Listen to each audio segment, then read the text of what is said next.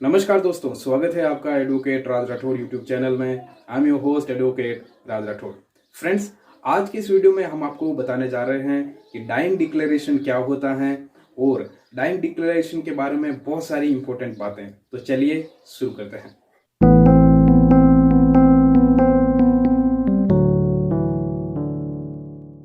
Friends, dying declaration को हिंदी में मृत्युकालिक कथन कहा जाता है, जिसका सिंपल सा मतलब होता है कि जब कोई व्यक्ति मरने वाला होता है तो जस्ट मरने से पहले जो उसने अपना बयान दिया था, जो उसने बात कही थी, वो डाइंग डिक्लेरेशन होता है। फ्रेंड्स, डाइंग डिक्लेरेशन को हमारे कानून में काफ़ी ज़्यादा इंपॉर्टेंस दी गई है और एविडेंस एक्ट में इसके ऊपर पूरा एक चैप्टर दिया गया है। तो फ्रेंड्स, बात करते हैं कि आखिर एविडेंस एक्ट में डाइंग डिक्लेरेशन की क्या इंपॉर्टेंस है। फ्रेंड्स, भारतीय साक्ष्य अधिनियम यानी इंडियन एविडेंस एक्ट में मृत्युकालिक कथन यानी डाइंग डिक्लेरेशन का काफ़ी महत्व है। इंडियन एविडेंस एक्ट के सेक्शन 32 सब क्लोज 1 में डाइंग डिक्लेरेशन यानी मृत्युकालिक कथन का अच्छे से वर्णन किया गया है तथा इसमें बताया गया है कि मृत्युकालिक कथन अपने आप में एक एविडेंस है। इसलिए ये अधिनियम डाइंग डिक्लेरेशन को साक्ष्य के रूप में यानी एविडेंस के रूप में आधिकारिकता भी प्रदान करता है। तो फ्रेंड्स, ये तो आपने जाना कि आखिर डाइंग डिक्लेरेशन क्या होता है और डाइंग डिक्लेरेशन को हमारा एविडेंस एक्ट किस तरह से डिफाइन करता है। तो फ्रेंड्स, डाइंग डिक्लेरेशन के रिगार्डिंग कुछ सवाल हैं जो बहुत ज़्यादा कॉमन है। बहुत सारे स्टूडेंट ये सवाल उठाते हैं, राइज करते हैं जब डाइंग डिक्लेरेशन जो है पढ़ते हैं। तो देखते हैं डाइंग डिक्लेरेशन से जुड़े कुछ जरूरी सवाल। फ्रेंड्स, सबसे पहला और सबसे कॉमन सवाल यह है कि मृत्युकालिक कथन का क्या कोई फॉर्मेट होता है या फिर कोई फॉर्मेट होना चाहिए। तो फ्रेंड्स, इसका जवाब है नहीं, ऐसा कुछ आवश्यक नहीं है। मृत्युकालिक कथन मौखिक भी हो सकता है या फिर लिखित भी हो सकता है। जहाँ तक मौखिक बयान का सवाल है तो इसका अस्तित्व या इसको मरने वाले व्यक्ति को सुनाने और विस्तार से इसे समझाने का मुद्दा नहीं उठता है। सुप्रीम कोर्ट ने गणपत लाड के मामले में मृत्युकालिक कथन का कोई निश्चित फॉर्मेट नहीं होने की बात कही है। दूसरा सबसे जरूरी सवाल, क्या मृत्युकालिक कथन मृत्यु के समय ही होना आवश्यक है। तो फ्रेंड्स, इसका जवाब है नहीं। मृत्युकालिक कथन को केवल इस आधार पर निरस्त नहीं किया जा सकता है कि मृत्युकालिक कथन ठीक मृत्यु के समय नहीं कहा गया था। फ्रेंड्स, मृत्युकालिक कथन किसी भी समय कहा जा सकता है तथा इस कथन का संबंध घटना और परिस्थितियों से होना चाहिए और डाइंग डिक्लेरेशन करने वाले के मन में मृत्यु होने की सॉलिड आशंका भी होनी चाहिए, तो ऐसा कथन एडमिसिबल माना जाता है। अगला सवाल है, क्या डाइंग डिक्लेरेशन के कथन की पुष्टि की आवश्यकता होती है। तो फ्रेंड्स, इसका जवाब है नहीं।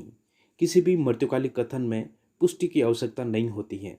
इसे एक प्रेसिडेंट केस शांति बनाम स्टेट ऑफ हरियाणा के मामले में उच्चतम न्यायालय ने कहा कि मृत्युकालिक कथन में पुष्टि आवश्यक नहीं है, क्योंकि हो सकता है स्वतंत्र गवाह पुष्टि करने के लिए मिल ही ना पा रहे हो, और अक्सर ऐसा होता भी है।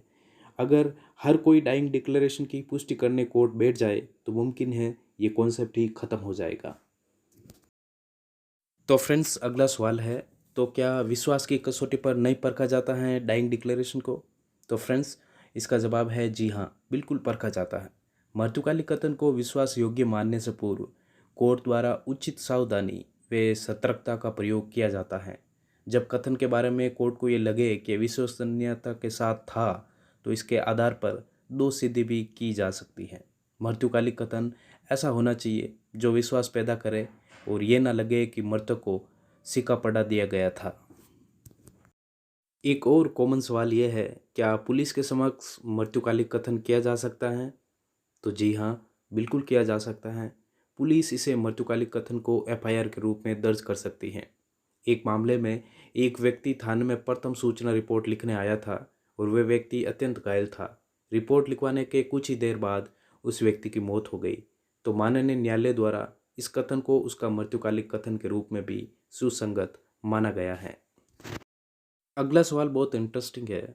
यदि मृत्युकालिक कथन करने वाला जीवित बच जाए तो उस परिस्थिति में उस कथन का क्या होगा। तो फ्रेंड्स, इसका जवाब है, यदि मृत्युकालिक कथन करता जीवित रह जाए तो उसका कथन मृत्युकालिक कथन नहीं माना जाता है। वे केवल ऐसा कथन होगा जो इन्वेस्टिगेशन के दौरान इन्वेस्टिगेट करने लायक होगा। उसे मृत्युकालिक कथन के रूप में मान्यता या सुसंगत नहीं माना जाएगा। तो अंतिम सवाल है, क्या इशारों के माध्यम से भी मृत्युकालिक कथन किया जा सकता है? तो जी हाँ, किया जा सकता है। मृत्युकालिक कथन इशारों के माध्यम से भी किया जा सकता है। ऐसा कथन किसी लिखित या मौखिक कथन की तरह ही वैलिड होगा। ये इलाहाबाद उच्च न्यायालय की पूर्ण न्यायिक पीठ ने क्वीन बनाम अब्दुल्ला के मामले में ऐसा प्रतिपादित किया। तो फ्रेंड्स, आशा करता हूँ आपको ये डाइंग डिक्लेरेशन का कॉन्सेप्ट समझ में आ गया होगा। अगर आपको हमारा ये वीडियो पसंद आया है, अगर आप ऐसे ही लीगल अपडेट पाना चाहते हैं, तो आप हमारे चैनल एडवोकेट राज राठौड़ को सब्सक्राइब कर सकते हैं।